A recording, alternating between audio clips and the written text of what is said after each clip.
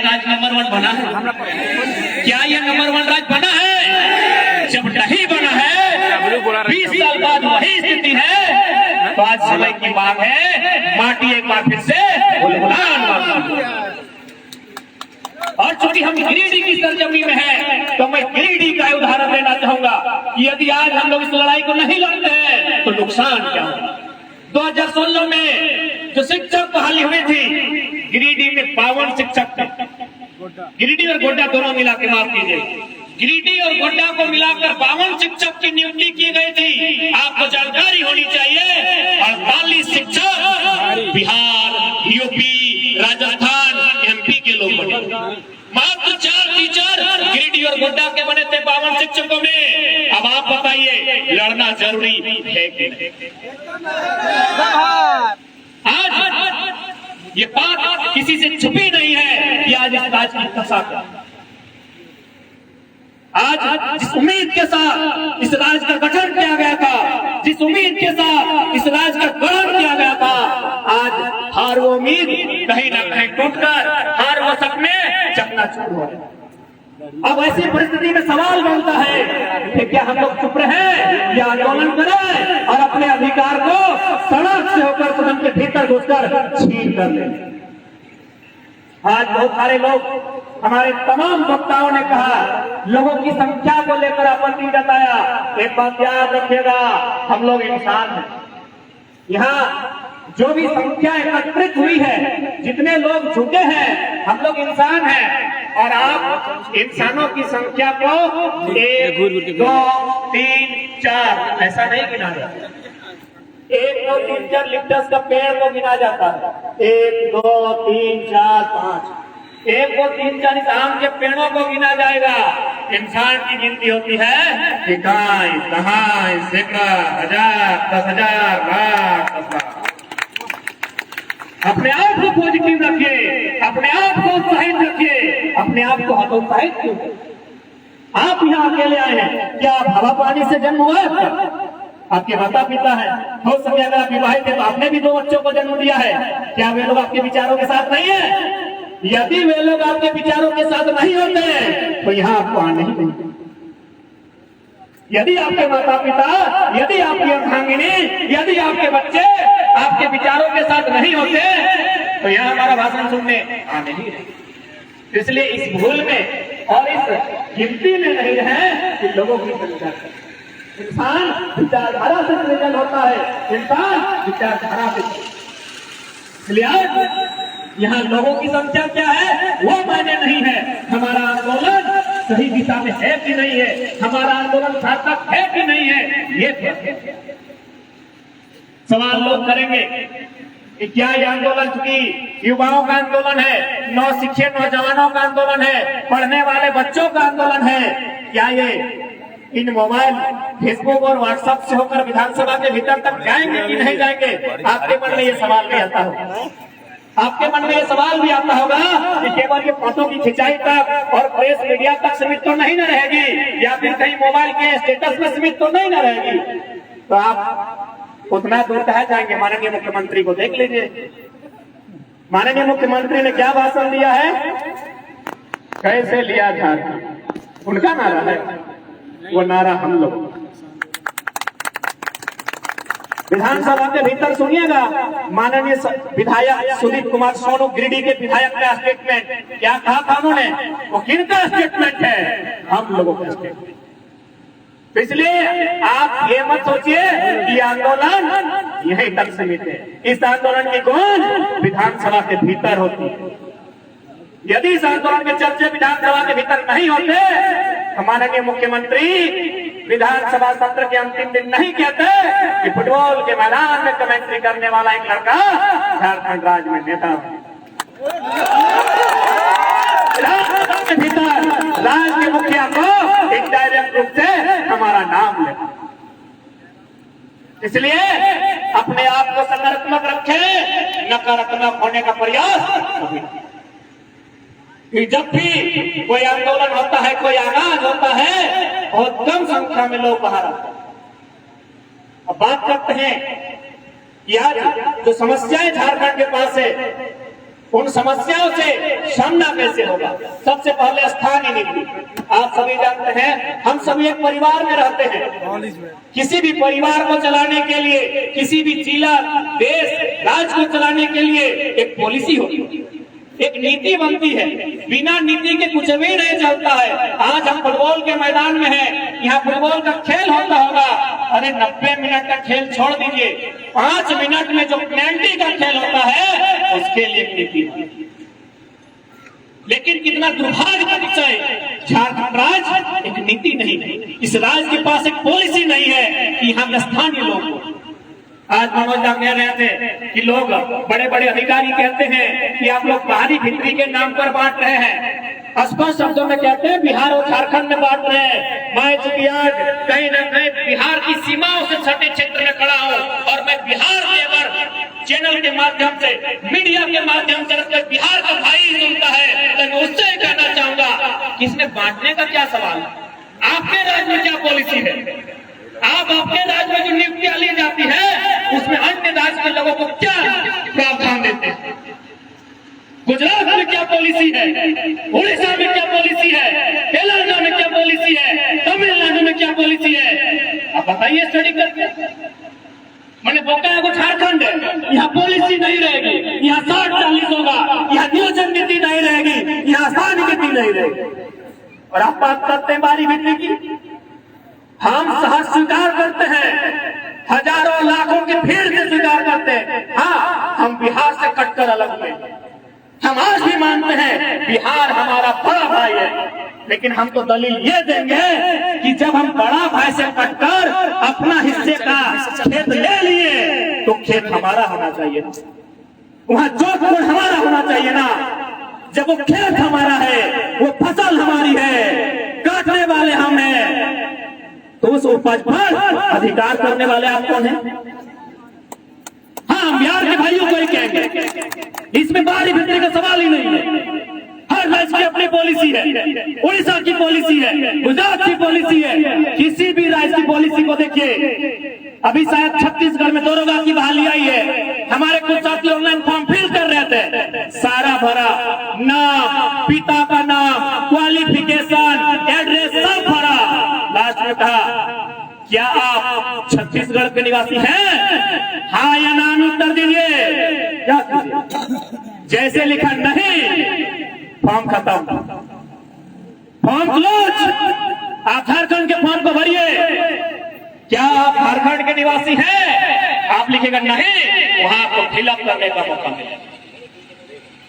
तो क्या ये साजिश नहीं है? मेरा बैग में रखा हुआ है। क्या हमारे झारखंड के नौजवान रखा हुआ इसी हाल में जिएंगे कि हमने इसीलिए अलग झारखंड राज्य लिया है? आप बात करते हैं, लोग कानूनों की बात करते हैं, क्योंकि वो ये लोग, इन्हें लगता है कि झारखंड के लोग कानून जानते हैं। तो आज खुले मन से लोकतंत्र के चौथे स्तंभ मीडिया बंधुओं के माध्यम से तमाम कानूनविदों को चुनौती भी देते हैं और ललकार भी देते हैं। आप कानून की किताबों को लेकर आइए और डिबेट पर बैठ जाइए, जिसको डिबेट करना है। और हमने तो स्पष्ट कहा है, हम लोग माननीय मुख्यमंत्री से डिबेट करना ही नहीं चाहते। अरे वो तो खुद MP कोटा से बड़ी मुश्किल से गिरते, लड़ते, झगड़ते इंटर पास किए हैं। कल ही हम PhD का एनुअल रिपोर्ट सबमिशन करके आए हैं। 3 बार में डॉक्टर आप बन जाएंगे। इसीलिए अगर डिबेट ही कराना है, यदि विषय पर बात ही करना है, इस राज्य के सबसे बड़े नौकर चीफ सेक्रेटरी ऑफ झारखंड, उन्हें बुलाइए, उनसे बात करेंगे। कहिए उनको दलील प्रस्तुत करे नियोजन नीति को लेकर, कहिए उन्हें दलील प्रस्तुत करे स्थानीय नीति को लेकर। हम लोग भी ड्राफ्टिंग करके बैठे हैं कि स्थानीय नीति का प्रारूप क्या होगा, नियोजन नीति का प्रारूप क्या होगा। यदि किसी एक पॉइंट में हम लोग को 30 सेकंड के लिए या चलती घड़ी रहे, सुनाता रहे या टाइटन रहे, अगर खामोश कर दिया तो आंदोलन से हम लोग पीछे हट जाएंगे। 22 सालों का झारखंड है, अब हम लोग जवान नहीं सियान लोग हैं। अब हम लोग जवान नहीं सियान हुए हैं। इसी बात के इनके पेट में कि अब ये लोग बोलने लगा है, ये लोग लड़ने लगा है, ये लोग लोगों को चलाने लगा है। आप कानून की बात करते हैं तो हम कानून की बात आपके समक्ष करना चाहेंगे। आप कहते हैं कि भारत देश में कोई कहीं भी रह सकता है, खा सकता है, गुजर बसर कर सकता है। पहला बात, कानून की जानकारी आपके पास आधी अधूरी होगी।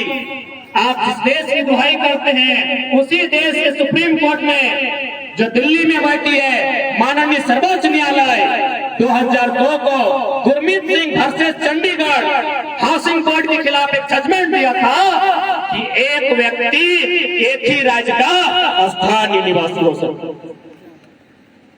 2002 का यह स्टेटमेंट है माननीय सुप्रीम कोर्ट का स्टेटमेंट कि एक व्यक्ति एक ही राज्य का निवासी हो सकता है। अब बताइए हम कहाँ गलत हैं?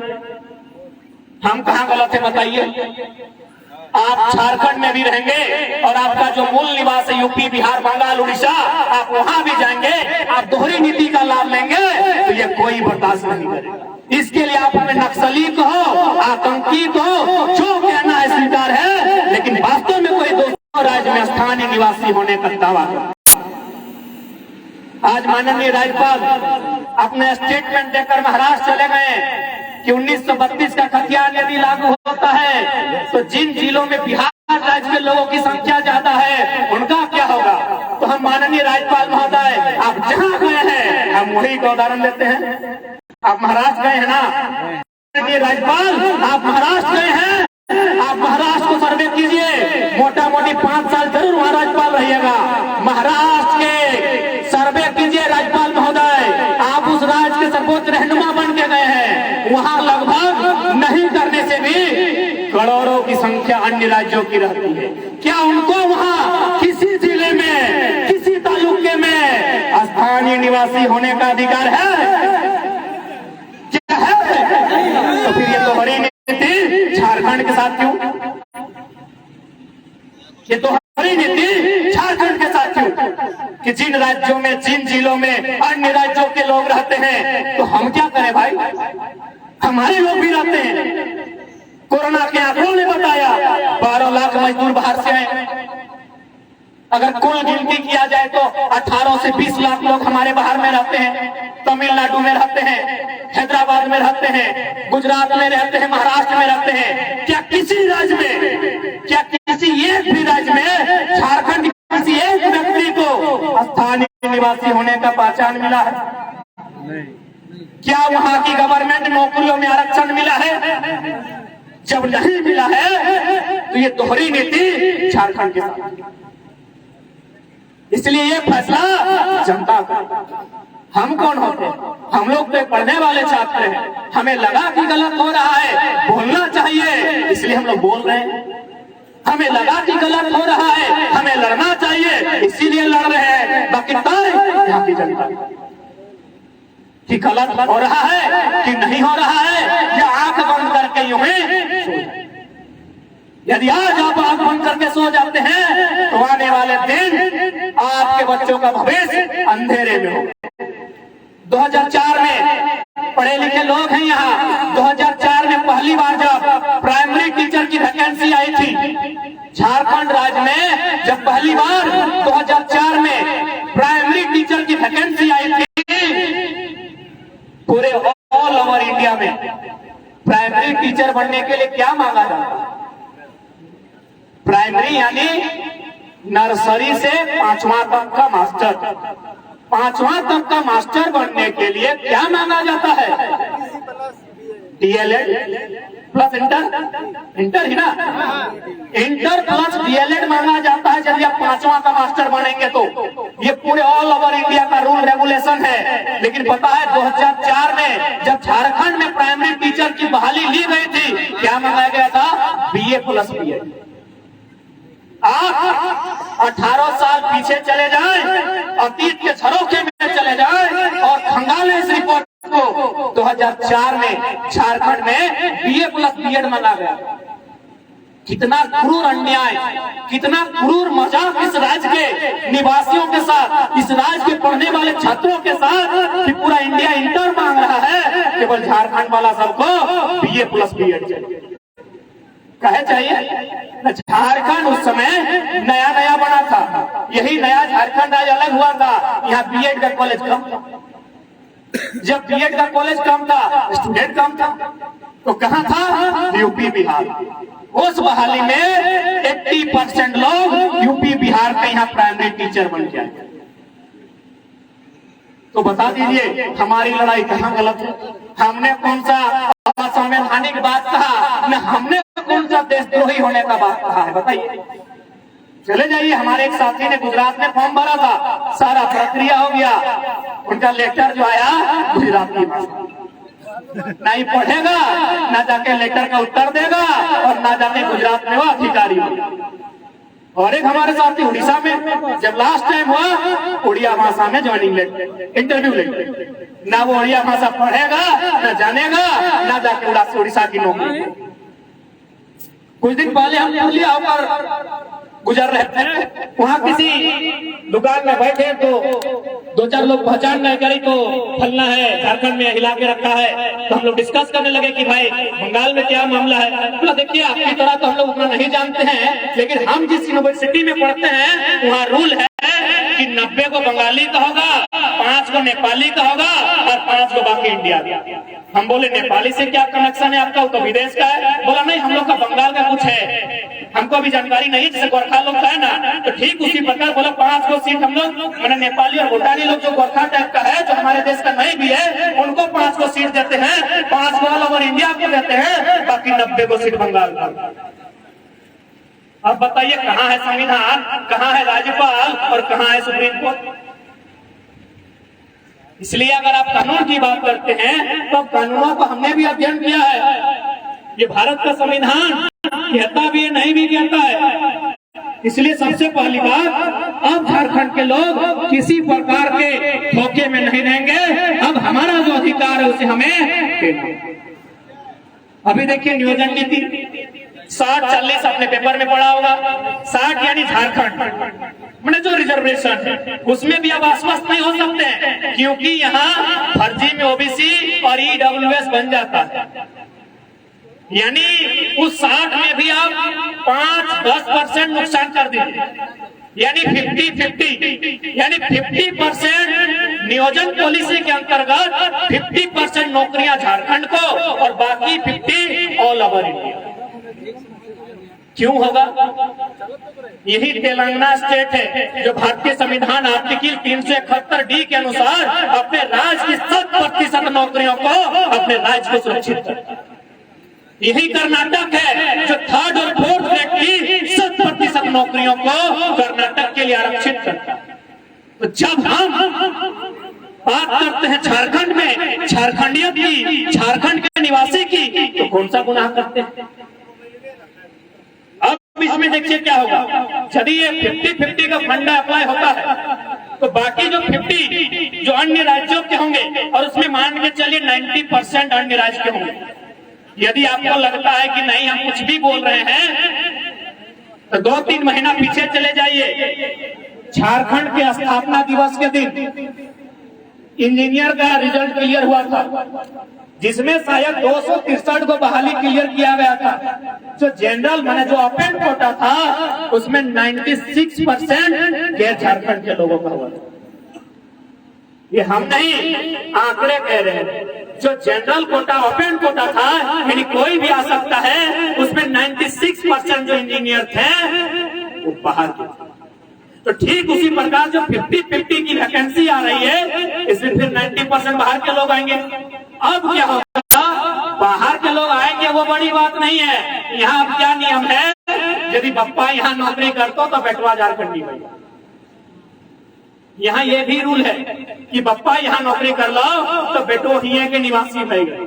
यानी अब वो सीधे 50-50 से दोनों तरफ, यानी चाहेगा तो एगो बेटा को इधर वाला 50 में फॉर्म भरवा सकता है और एगो बेटा को जो अपेंड 50 है वहां भी फॉर्म भरा सकता है। अब आप कहेंगे कि नहीं आप तो कुछ भी बोलते हैं, चलिए उदाहरण देते हैं। हम धनबाद जिले से आते हैं, वहाँ एगो बागमारा ब्लॉक है, उस ब्लॉक के अंतर्गत एगो मोहदा नाम का क्षेत्र है। वहाँ 2 भाई बहन दोनों दरोगा बना, भाई दरोगा बना है, झारखंड का दरोगा चतरा में ड्यूटी है और बहन जमुई में बना। जमुई झारखंड में नहीं, हम इतना जानते, अब कहाँ आप खोजे। यानी वे लोग दोनों जगह, ये जो 60-40 है वो एगो बेटा को 60 में भी डलवा सकता है और एगो बेटा को 40 में। कहे कौन नौकरी कर चुका है, वो यहाँ नौकरी कर चुका है। एगो बेटा वो 60 में फॉर्म भरेगा और दूसरा बेटा वो चाहेगा तो 40 में, उसका जैसा मन करेगा पैसा कर।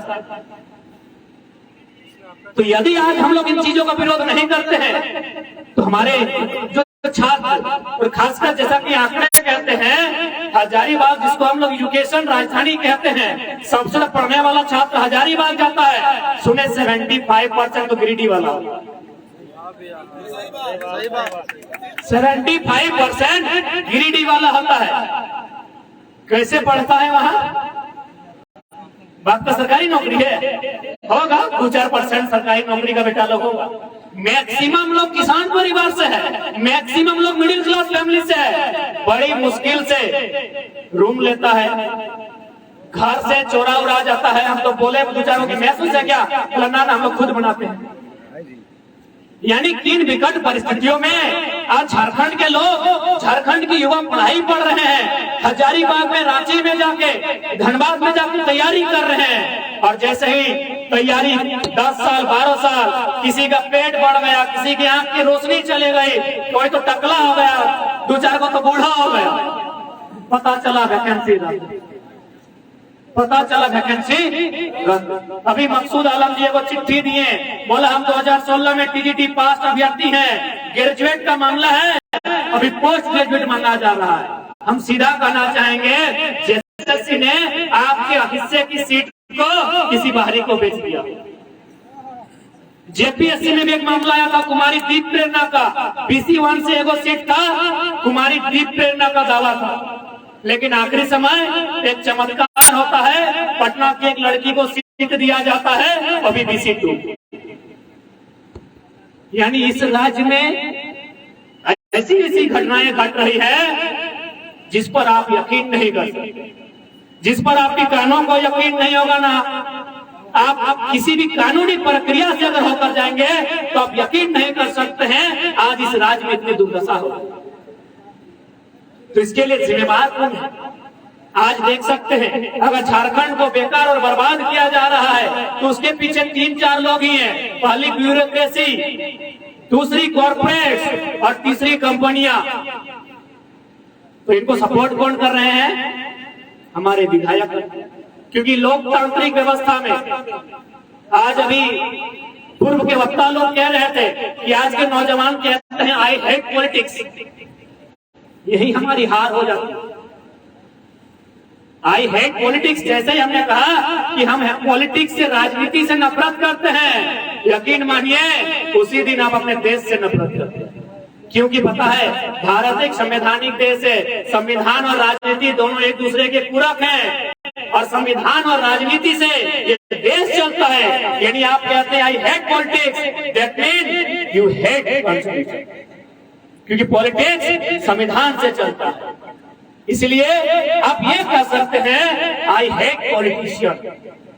हम अपने राजनेताओं से नफरत करते हैं। यदि आप राजनीति से नफरत करते हैं तो फिर हम लोग के लिए ये बालू खेलना है, वहां मिट्टी काटना है, बाकी पॉलिसी तो विधानसभा के भीतर बनती है। और हम भी जब हम तो कहले रतिया कहीं आए ही है, जब यहाँ रतिया कह लिए तो हम ये कुतुब मीनार खोजे रहे। ये कहाँ मिलता है कुतुब मीनार? कहे कि हम बाबूलाल मरांडी जी के इलाका में जा रहे हैं।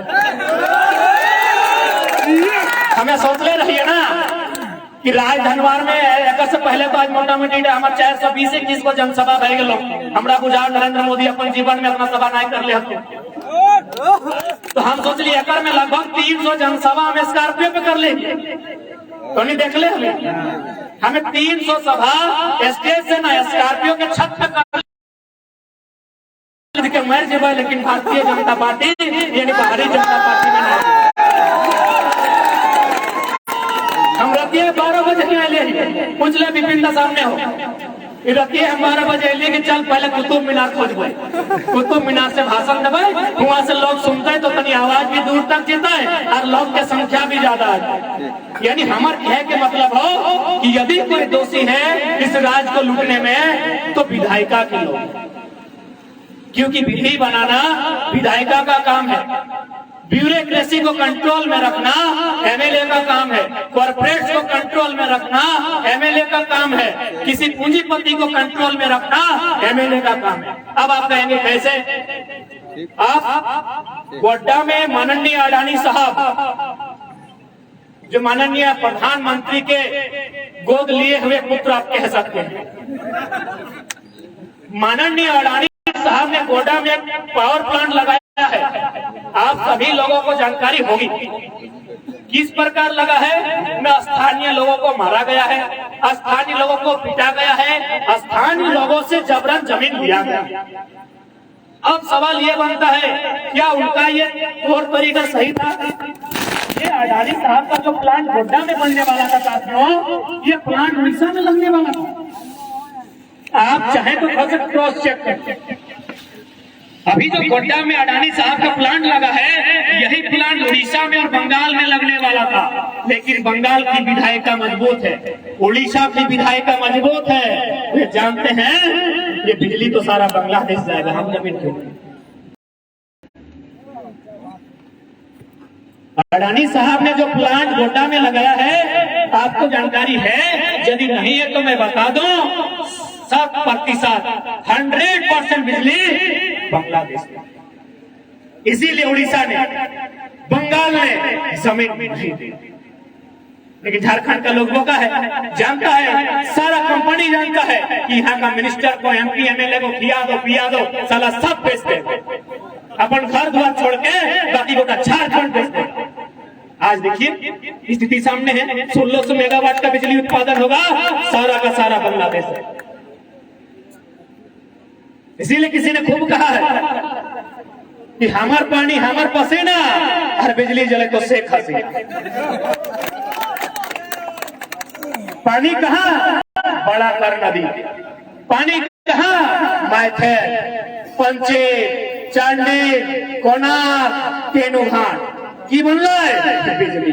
पानी हमार, पसीना हमार, शेख हसीना बांग्लादेश के प्रधानमंत्री। अभी यही कि नहीं पता? 100% बिजली बांग्लादेश, यानी कमी कहाँ है? इसलिए मेरे नौजवान साथियों, मेरे अभिभावक स्वरूप उपस्थित जो हमारे हमसे आयु में बड़े हैं, थोड़ा सोचिए कि दोषी कौन है। ठीक है, यदि आपको लगता है हम लोग लीडर बनने आए हैं, भैया हम लोग को अस्वीकार मत कीजिए, लेकिन जिसको स्वीकार कीजिए आप उन्हें पॉलिसी बनाने। आप उनसे कह दीजिए कि आप फुटबॉल मैदान में चंदा लेके उद्घाटन करने मत आइए, आप किसी सड़क का निर्माण में मत आइए, आप किसी नल नाला पुलिया को उद्घाटन में मत आइए, आप पॉलिसी बनाइए। यदि ये लोग पॉलिसी नहीं बनाते हैं और आप अगर इसके लिए दबाव नहीं बनाते हैं, याद रखिएगा झारखंड दिख जाए, हर स्तर से झारखंड